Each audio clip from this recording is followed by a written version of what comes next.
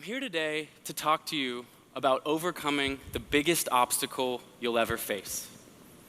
Let me take you on a journey. It was the middle of the night, almost a year ago. I struggled to breathe. Each step taking longer than the last, I fought my way upward at the cruising altitude of a commercial airliner. Focus, I thought. Keep pushing forward. The combination of 130 days of consecutive climbing, the negative 60-degree wind chill, and the actual physiological state of my body fighting back at 28,000 feet on Mount Everest summit ridge was pushing me to my breaking point. Get a hold of yourself, Colin.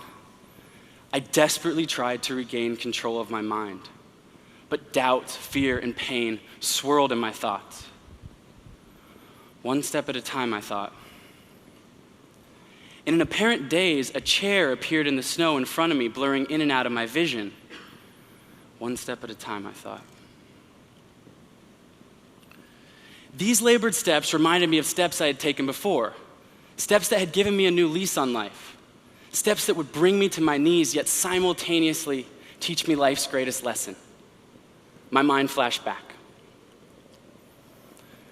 10 years ago, I had just graduated from college. It was time to let loose, to see the world.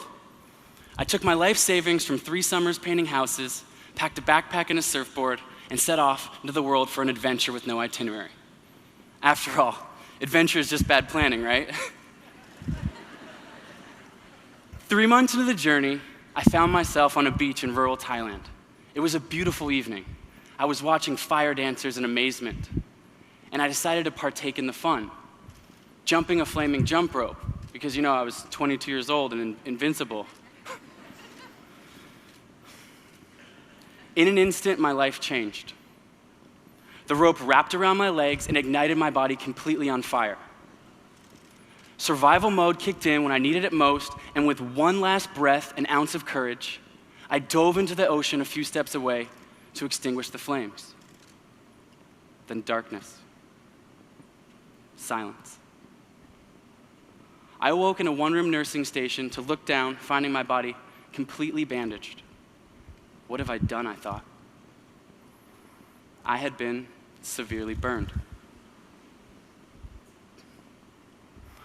What must have been at least 24 hours later, I awoke, leaving a surgery room in a small ICU where there was a cat running across my chest and around my bed, hammering home the fact that I was far from home and in a dire set of circumstances. Being in this unsanitary hospital could kill me. And the pain, the searing pain was unimaginable. Yet the morphine they kept giving me made it feel like there was insects crawling over my skin. I couldn't tell which was worse. I just wanted to give up. I was downward spiraling fast, ready to quit. Thankfully, 5 days in this ordeal, my mother arrived to be my protector. I know now she was just as afraid as I was, but she chose to never show me her fear. Instead, she came into my hospital room every single day with a smile on her face and an air of positivity, daring me to dream about the future. She kept asking me questions like, "Colin, what do you want to do when you get out of here? Let's set a goal." My immediate response, "Mom, I'm screwed. The doctors say I may never walk again normally. What hope do I have? Life as I know it is over." But her positivity was unrelenting and infectious. And 3 days after she arrived, she was sitting on my bedside and I announced my goal. "Mom, when I get out of here, I'm gonna one day compete in a triathlon." Not something I'd ever done before, and looking down at my legs, it seemed rather unrealistic. But with a tear in her eyes, she nodded and wrapped me in her arms as only a mother can. It was many more weeks until I was released from that Thai hospital. I still hadn't taken a single step. I was carried on and off the plane and placed in a wheelchair when I got back here to Portland. The next morning, I was in my mother's kitchen, and my mom said to me, "All right, Colin, now I know you've got this big triathlon goal, but today your goal is to take your first step. She then grabbed a chair from our kitchen table and placed it one step in front of my wheelchair. You need to figure out how to get out of your wheelchair and step into that chair. It took me 3 hours that day to work up the courage and strength to take that first step, but I did it. The next day, she had moved the chair 5 steps away, and the next day, 10. Each day, I could take a few more steps, until finally, after many weeks, I regained my ability to walk. And then one day, jog. Jogging felt like flying, but jogging was a far cry from running a triathlon. So for the next 18 months, I grinded with my goal in mind. And finally, a year and a half after my accident, it was time for me to take a shot at my dream. I showed up in Chicago to compete in the triathlon.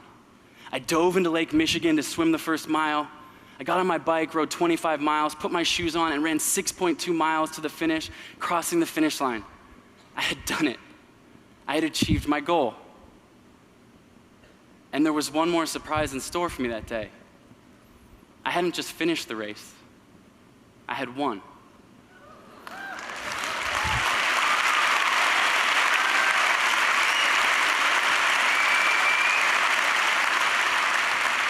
Thank you. Placing first out of more than 4,000 other participants. The first thing I thought about were those months in the hospital, imagining what would have happened had my mom not forced me to look towards the future and set a measurable goal. Through this tragedy, I'd learned an invaluable lesson. I had learned that life will test us with setbacks, but these situations aren't permanent. We have full control of our choices to keep moving forwards one step at a time. I had learned that we all have reservoirs of untapped potential and can achieve great things. The biggest thing standing in our way? Our own minds. For the next 6 years, I competed as a professional triathlete in 25 countries. And then, in the fall of 2014, I found myself at the summit of Ecuador's 3rd tallest mountain with a diamond ring in my pocket, asking my longtime girlfriend Jenna to marry me.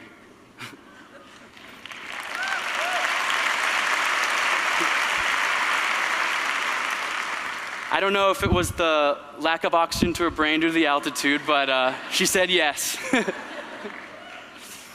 Awed and inspired by the mountains around us and wanting to set a goal larger than ourselves, we set a goal together. I would attempt to set a world record for the Explorers Grand Slam with the larger purpose of inspiring kids everywhere to dream big, to set goals, to live active, healthy lives. We coined our project Beyond 7-2. Now, the Explorers Grand Slam includes climbing the 7 summits, which is the tallest mountain on each of the 7 continents, as well as completing expeditions to both the North and South Poles. Fewer than 50 people in history had ever completed the Grand Slam, and I would aim to be the fastest. It took over a year of hard work for both Jenna and I to put our dream into reality, but finally it was time for me to leave on the adventure. Jenna, ever steady at the helm of the expedition logistics and running our nonprofit, I set off for the mountains. First destination, Antarctica. A tiny little plane landed me onto the frozen continent. The landscape was desolate and surreal.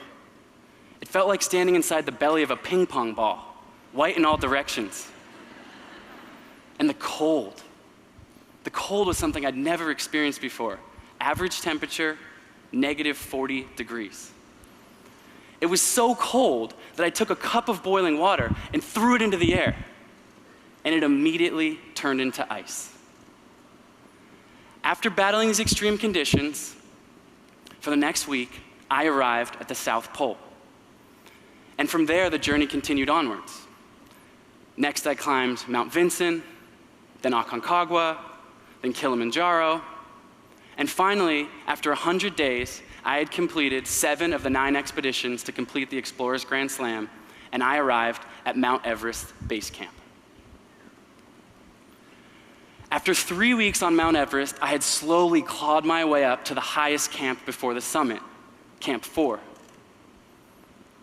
The muscles in my legs felt like ice, cold and hard. My head was pounding, my eyes were bulging, my face was swollen. In any normal circumstance, this would warrant a trip to the doctors, but there were no doctors around. And besides, I knew exactly what was happening. I had read all the literature on Mount Everest, but nothing can truly prepare you for what is known as the death zone, above 26,000 feet, an altitude where the human body cannot survive for long. As darkness fell and the wind kicked up, I was exhausted and claustrophobic in my tent. I was scheduled to leave for the summit at midnight, and I was terrified. Doing the only thing I could think of to try to calm my mind down, I reached for my satellite phone and I called Jenna. And in an incredible moment of bravery, Jenna set aside her own justifiable fears and told me exactly what I needed to hear. She said, "Colin, people are going to summit Mount Everest tonight, and there's no reason you can't be one of them. Go inside your body and listen. Face your fears. I know you can do it." And with her words in tow, I set off for the summit, bringing us back full circle to where I began this talk. In the darkness, my headlamp only illuminated the few steps in front of me. Focus. One step at a time. I began counting my steps.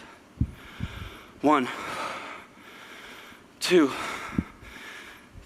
10 steps. Could have fooled me. Felt like 10 miles. I felt my body giving up. I was hopeful that the daylight might give me some strength after a long night of climbing, but the sunrise only illuminated the 2-mile drop-offs on either side of me. I was again being tested by the biggest obstacle of all, my mind. But this time I wasn't alone. Jenna's words filled my head. My mom's words filled my head. Remembering those labored steps after my accident filled my head. Strengthened by those thoughts, my mindset shifted and my body forgot its weakness. I felt a surge of energy, each step taking me closer to the summit. And after a few more hours of hard work, I gazed out on the most magnificent view from the top of the world. We got any Timbers fans out there?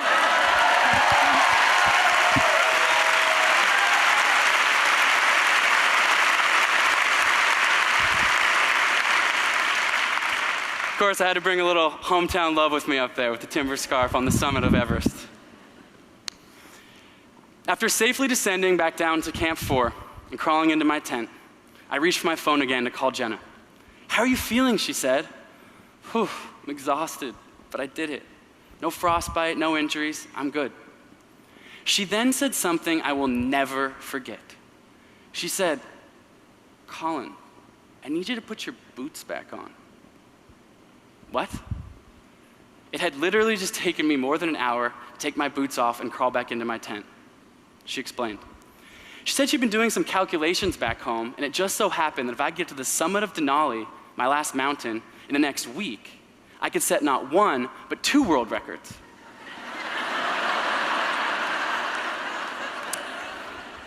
She said, "I need you to put your boots back on now. Climb back down to base camp. There's a helicopter there that's going to take you to Kathmandu. There's not enough time for a hotel room or take a shower, but an evening flight will take you from Dubai to Seattle to Anchorage, and then you'll have about 3 days to climb Denali." In that moment, I could only laugh then, right? In that moment, I was forced to wipe the slate clean. And somehow, just 100 hours after standing on the summit of Mount Everest, we executed Jenna's plan, and I arrived at the base of Denali, my final mountain. The next 3 days were quite honestly the hardest of the entire project. I was battling extreme fatigue, and to make matters worse, Alaska dumped a huge windstorm on me. 50-mile-per-hour winds, minus 60-degree wind chills, making me battle and earn each step. But with one last step, on the evening of May 27th, 2016, I arrived to the summit of Denali, setting 2 new world records for the Explorers Grand Slam in 7 summits.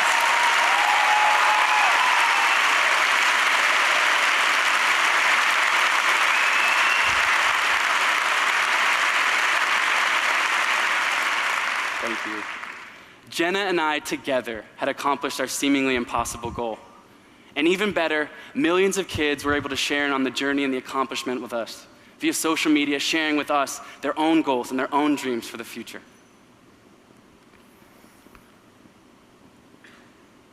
I carry this rock with me every day. It's a small rock from the summit of Mount Everest. This rock stands for the moment I chose to keep pushing forward. This rock stands for my untapped potential. As I set new goals and ultimately encounter obstacles, this rock reminds me that even Mount Everest can be broken down to its smallest parts. A bunch of small rocks stacked on top of each other. Many steps leading to the summit. Maybe right now you're struggling in your own day-to-day life, feeling overwhelmed like it's just too much. Or maybe you have a great idea for a business you want to start or an innovation at your current job, but people keep telling you it's not possible. Or maybe you've been badly injured in an accident and you're not sure that you can recover from it. You see, tragedy and other great obstacles befall all of us. And in these moments, our minds are flooded with doubt. We ask ourselves questions like, should I give up? Is this even possible? Or why me? Leading us to a negative mindset. But we don't have to stay there. The only question that we have when facing great obstacles is, how will you respond? You have a choice.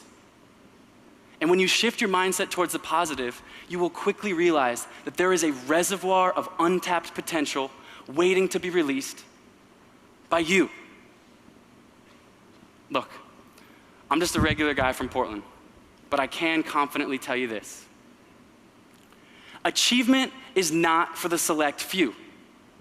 Achievement is simply for those who never quit. It is for those who set goals. It is for those who put the most steps in front of the others. Achievement is for those who can overcome the greatest obstacle of all, their mind. So set a goal. Take the first steps. The chair is right in front of you. And when your steps get you there, push the chair further. When you feel like giving up, put your boots back on. Let go of fear. Remember this story. And remember this rock. And watch as your rocks stack up to the summit of your Mount Everest. Thank you very much.